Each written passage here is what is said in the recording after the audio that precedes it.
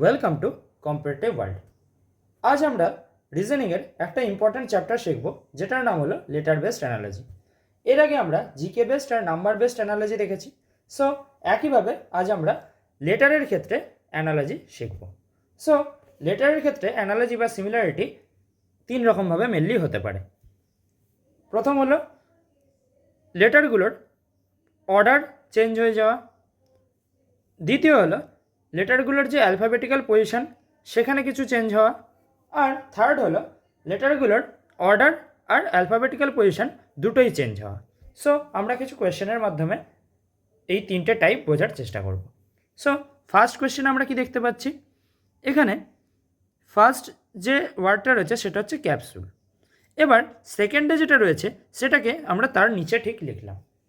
So এখানে আমরা দেখতে পাচ্ছি যে মাঝের লেটারটা যে জায়গায় ছিল সেই জায়গাতেই রয়েছে, সেকেন্ডের ক্ষেত্রেও মিডলেই রয়েছে।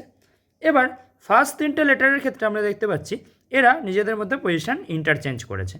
এখানে সিএপি হয়ে গেছে পিএসি, সি চলে গেছে থার্ডে, এ চলে গেছে মাঝে, আর পি চলে গেছে প্রথমে।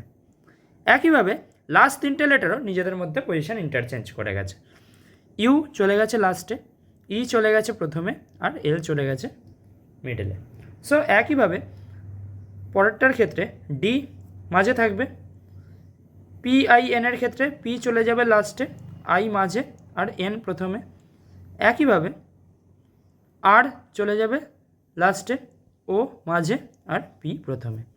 সো রাইট অ্যান্সার হলো অপশান 3। একইভাবে সেকেন্ড কোয়েশ্চেনে আমরা দেখতে পাই ফার্স্ট যে আইটেমটা সেখানে রয়েছে AFHP। এখানে এই লেটারগুলোর অ্যালফাবেটিক্যাল পজিশন বসালে আমরা পাই A1, F6, H8 আর P16। সো আমরা যদি সেকেন্ড আইটেমটাকে দেখি আর তার অ্যালফাবেটিক্যাল পজিশনগুলো বসাই, তাহলে আমরা দেখতে পাবো ফার্স্ট যে লেটারটা তার সাথে +1 অ্যাড হয়ে সেকেন্ড লেটারটার অ্যালফাবেটিক্যাল পজিশন পাওয়া গেছে। এর সাথে +1 অ্যাড করলে বি হয়। একইভাবে এফের সাথে +3 অ্যাড করলে 9 হয়, সো আই।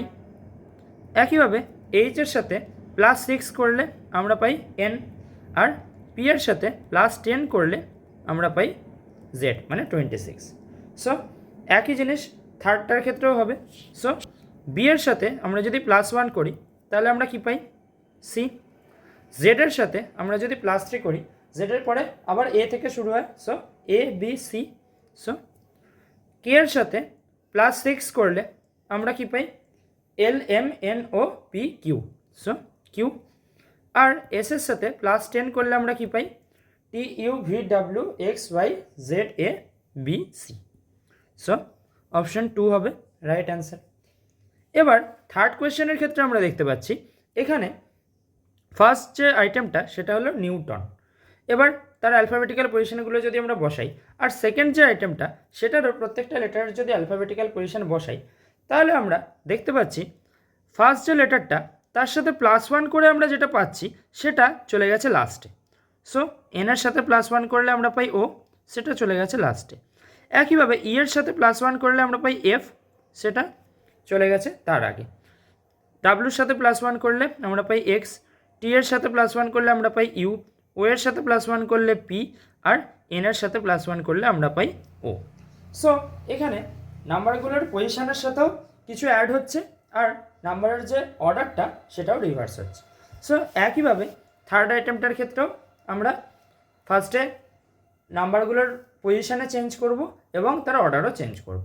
সো জেডের সাথে +1 করলে আমরা কি পাই এ, ওয়াই এর সাথে +1 করলে আমরা পাই জেড, জি এর সাথে +1 করলে আমরা পাই এইচ, ও এর সাথে +1 করলে আমরা পাই পি, টি এর সাথে +1 করলে আমরা পাই ইউ, আর ই এর সাথে +1 করলে আমরা পাই এফ।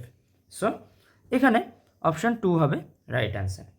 থ্যাংক ইউ, দেখা হচ্ছে পরের ভিডিওতে।